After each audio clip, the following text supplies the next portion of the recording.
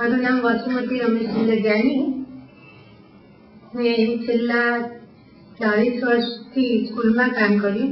હું પ્રિન્સિપાલ હતી અને માનસિક સ્ટ્રેસને કારણે મને કદાચ આ રોગ થયો હોય એવું લાગે છે.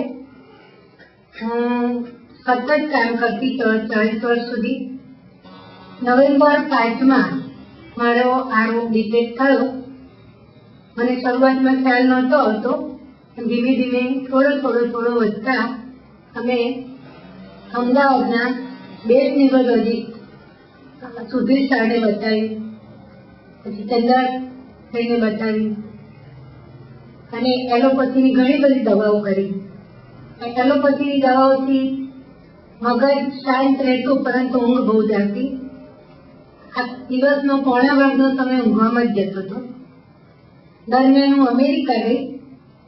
ત્યાં પણ મારે એક પરિસ્થિતિ હતી.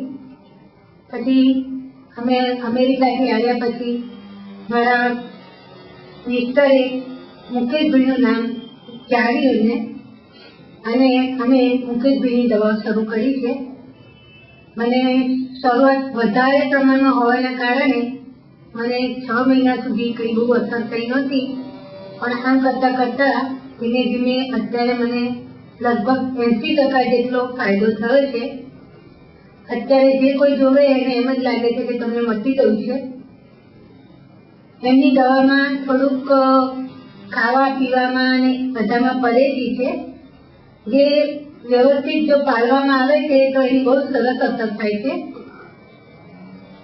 આ વાતનો રોગ છે એટલે એમાં જે વાયુ કરે એવું ખાવાનું બંધ કરવામાં આવે છે. એના કારણે વધારે ફાયદો થાય છે. મને લગભગ એમણે 3.5 વર્ષ સુધી દવા કરવાનું કહ્યું છે અને મને હજુ 2.5 વર્ષ થયા છે. લગભગ 80% ફાયદો છે. એટલે હું આશા રાખું કે મને 3.5 વર્ષ થતા સુધીમાં પૂરેપૂરું મટી જશે. જ્યારે મને આ રોગની શરૂઆત થઈ ત્યારે મારો જમણો હાથ ખૂબ જ ધ્રુજતો હતો. હું કોઈ પણ વસ્તુ હાથમાં પકડું તો આખી વસ્તુ ધ્રુજતી હતી. હું ચમચીથી ખાઈ પણ શકતી નથી.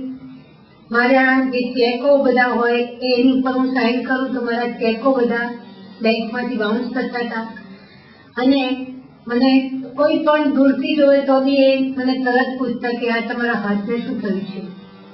પણ જ્યારે મુકેશભાઈની દવા ચાલુ કરી ત્યારથી મને ઘણી રાહત છે. કારણ કે એમની દવાઓ એ એમને પોતે બનાવેલી છે.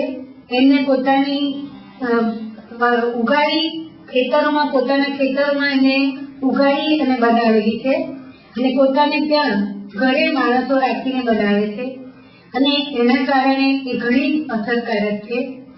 દવાઓ લેવામાં જો નિયમિતતા હોય, હું પોતે નિયમિત રીતે દવા લઉં છું અને ખાવાની અંદર પણ જે કહે છે એ પ્રમાણે કરી પણ પાડું છું. એટલે મને આ દવા ખૂબ અસર કરે છે. આ મારો જે હાથ છે એ પહેલા આ રીતે ખૂબ જ ધ્રુજતો હતો, ખૂબ જ વાઇબ્રેટ થતો હતો. હવે મને કોઈ તકલીફ નથી. હું સારી રીતે ખાઈ શકું છું. પહેલા મને રસોઈ કરવામાં પણ તકલીફ પડતી હતી, પણ હવે એમાં કોઈ તકલીફ પડતી નથી. હું સરસ રીતે લખી પણ શકું છું. મને લખવામાં પણ કોઈ તકલીફ પડતી નથી અને દરેક કામ હું મારું બહુ સરસ રીતે કરી શકું છું. કોઈ પણ જગ્યાએ સાઇન કરવાની હોય તો મારે સાઇનમાં પણ કોઈ ડિફરન્સ પડતો નથી.